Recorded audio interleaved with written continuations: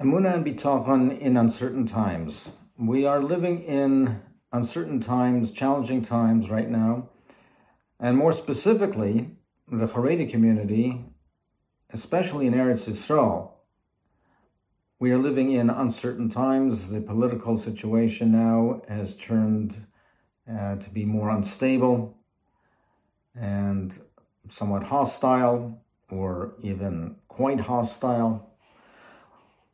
What lesson can we learn from this week's Parshas on Emunah and bitachon in these challenging and uncertain times? We know the Chet of the Meraglim, and the Chet of the Meraglim, that they reported that the dwellers, the residents of Eretz Yisrael are too strong. We will not be able to overpower them. We will not be able to conquer them.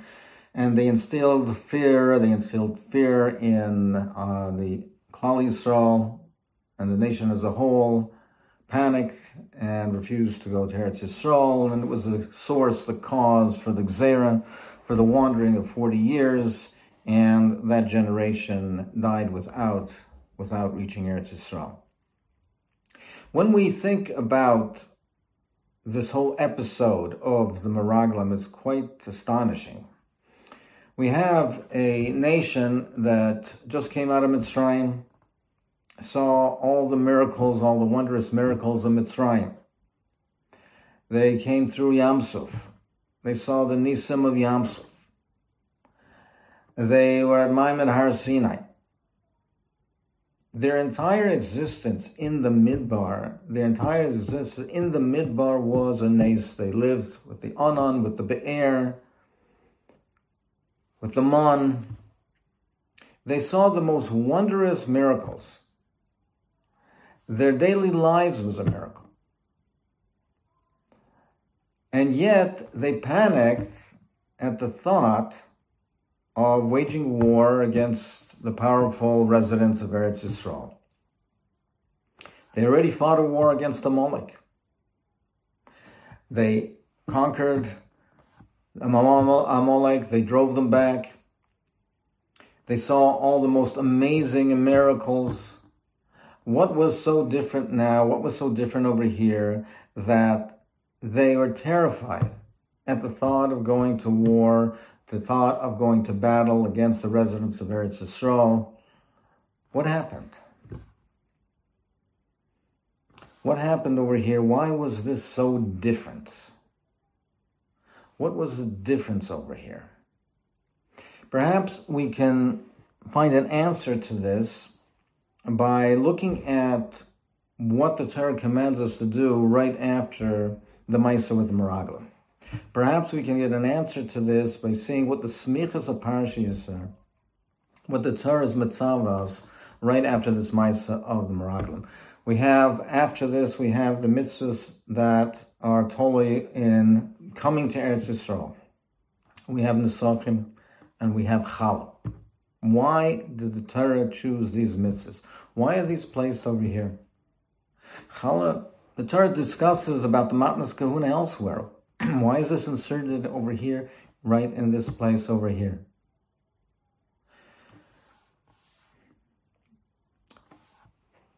Perhaps we can understand the mitzvah of Khala, that the mitzvah of Khala is placed at this juncture because Khala teaches us an important lesson.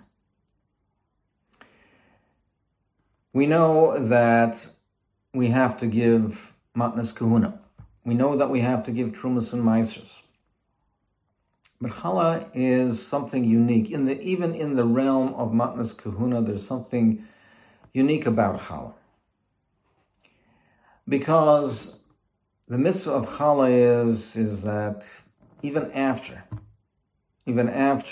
we have, our grain is grown, we've harvested, and we've already given Truma, and we have already taken off Meisres, and we've already given the matanais from the grain that is grown.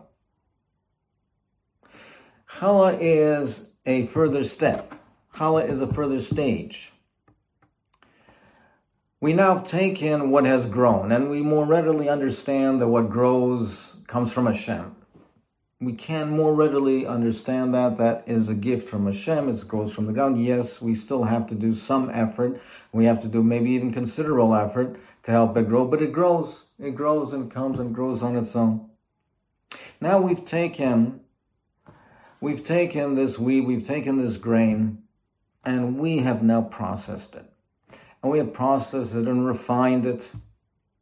And we have not only harvested it, but we've also processed it. We did the winnowing, and we ground it up, and we made it into flour, and now we knead it into Khala. Now these are activities, these are our activities. These are all our human activities.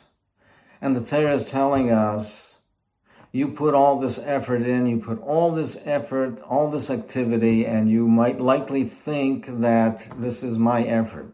And this is coming as a result of what I'm doing. And this is dependent on me, and the result is dependent on me. The Torah says, no, even this aspect of your life, of human existence, even this aspect of human existence, which is your labor and your effort, etc., it's all the result is from the Ribbono Shel Olam. The end result is from Hashem. This level as well, not only it grows, not what only comes from Shemaim and grows from the Aretz, so it grows on the trees. This level of human existence where you're putting in your effort, this also is from the Ribbono Shel Olam. So don't think that you're going to war, that the result of the war will depend on your strength, depend on the size of your army, will depend on the number of tanks you have and the number of missiles that you have and the number of warplanes that you have. Yes, you have to do those efforts, you need all those preparations, but the ultimate result, even on things and the things that depend on human effort, and even the things that depend on enormous human effort, incredible effort, waging war, the ultimate result is from Ribbono Shel Olam. Ultimately, it's in the hands of Hashem.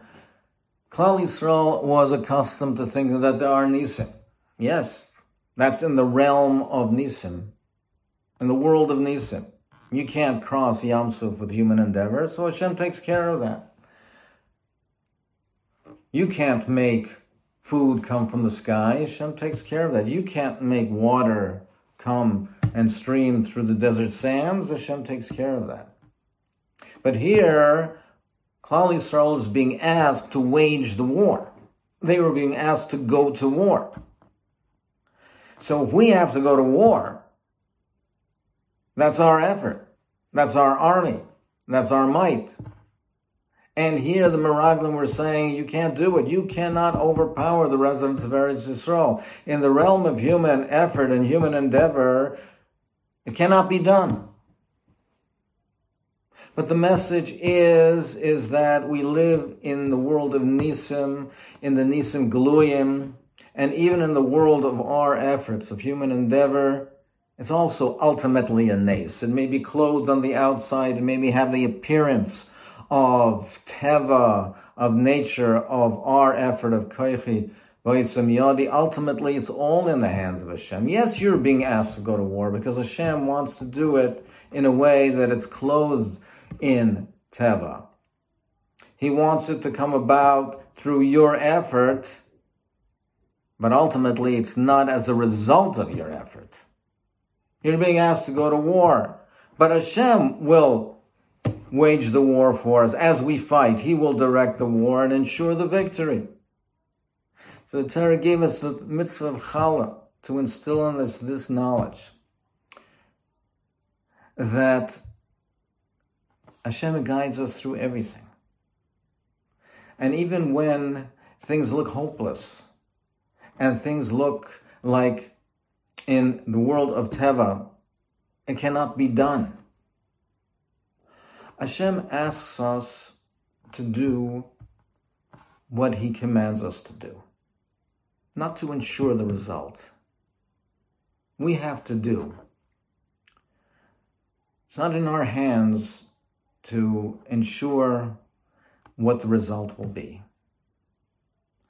And ultimately in everything, whether it's the world of Nisim, whether it's in the world of human endeavor, it's all in the hands of Hashem. And if Hashem says that we should go to war and wage the war, He's asking us to do it. He's not asking us to ensure the result. The result, Hashem takes care of the results. If Hashem asks us to wage the war, He's not asking us to win the war. He's asking us to wage the war to the best of our abilities, and He will win the war. And that's why we're given the lesson of Khala. And we were given the Sochim, we were given the mitzvahs in the Sochim, mitzvahs of Khala, mitzvahs that are tluis ba'aretz. The Meforshim explain, why were we given these mitzvahs now, after the Meraglim? Why were they given this mitzvahs in this juncture? Mitzvahs that did not apply now, that will only apply in 40 years, and when they come to Eretz Yisrael, or even later, after Kibush V'chiluk. Explain the Meforshim, because Klal Yisrael, after the Gzeira of the Meraglim, were despondent. And they thought, our fathers will not be able to go to Eretz Yisrael. There's a Gzeira, they will not be able to come to Eretz Yisrael. Who knows? Who knows at the end of this sojourn in the Midbar in 40 years, will we suffer the same fate? Will we be able to go into Eretz Yisrael? So they were despondent, they lacked the hope. Our fathers are not going to be able to go in. Will we be able to go to Eretz Yisrael ultimately? The Torah gave these mitzvahs that are tluis ba'aretz, to give them the confidence, to give them the trust, that ultimately you will get there. The Torah is giving us the mitzvahs of Eretz Yisrael because to teach us that, to teach them and give them the hope and confidence that even though there was a gzeira, and even though there was a setback, and even though there was a terrible gzeira and setback, but ultimately Hashem will take care, and ultimately you will get to Eretz Yisrael. Just commemorate the yortzeit of my mother, Alav Shalom, here in Eretz Yisrael. I think it would be fitting to say over a Maisa from my mother, Alav Shalom, on the occasion commemorating the yortzeit. Some of you may have heard this before, and I indulge your patience if you have, but I think it would be proper to relate this Maisa, fitting as it is, with Amuna and Bitochen in uncertain times, in desperate times, in hopeless times. My mother, Hashem, was a Holocaust survivor. She was taken from her parents when she was 16 years old, never to see them again. Taken first to Auschwitz, and from Auschwitz to a labor camp called Allendorf, where they endured the bitter trials and tribulations of the Holocaust. Came Pesach, and they discovered that Pesach was upon them, and they had this dilemma. What were they to do? They could not possibly put bread in their mouths on Pesach. How could they possibly put bread in their mouths on Pesach? What were they to do? But on the other hand, if they didn't have bread, if they didn't eat, they weren't going to survive. All they had for their survival was a piece of bread and some watery liquid that they called soup. And furthermore, if they didn't eat the bread, the Nazis, Yamach Shemam, would beat them. They had to follow orders. They didn't have a choice to decide what they wanted to do or what was good for them. They had to follow orders. So what were they to do? So my mother and a cousin and a group of girls decided that they were not going to eat bread on Pesach. They cannot put bread in their mouths on Pesach. So they took that bread and they hid it under their mattresses. 2 weeks after Pesach, they heard bombers flying overhead. The Allies were bombing. And the camp was evacuated. They evacuated Allendorf, and they marched the prisoners. They marched on the infamous Death March, marching them east and marching them on the road. And as they marched in the heat, with a lack of food, of water, people were dying on the roads, more people dying on the march than in the camp. and they were marching, and people were falling from exhaustion and dying, and they kept marching and marching. Finally, after a point, they looked around and they saw that no one was there. The guards had all fled. They ran away. They were all alone. And at that point, they were just outside the town called Niedergrinsbach. And at that point, my mother collapsed from exhaustion. They took her into a farmhouse and they nurtured her back to health. And she survived and was able to rebuild her life and her family. What helped her through that entire time and that period was Amunah and Bitochen, trust in the Rabbeinu Shalom. And she would not eat that bread on Pesach. But she had the presence of mind as they were leaving Allendorf to search for that bread. She took it with her. And that bread, the bread of her bondage, became the bread of her salvation. That became the bread of her salvation, of her Yeshua. We have to trust in the Rabbeinu Shalom. What might appear to us as being desperate times, what might appear to be for us as hopeless at certain times, we have trust in the Rabbeinu Shalom. We do what he wants us to do. The result is in his hands. And we should also always go. We should always go with emunah, bitochen, and faith and confidence that the Rabbeinu Shalom will take care of us, and ultimately, it's all part of his plan, and his plan that is best for all of us, all of Khala Yisrael.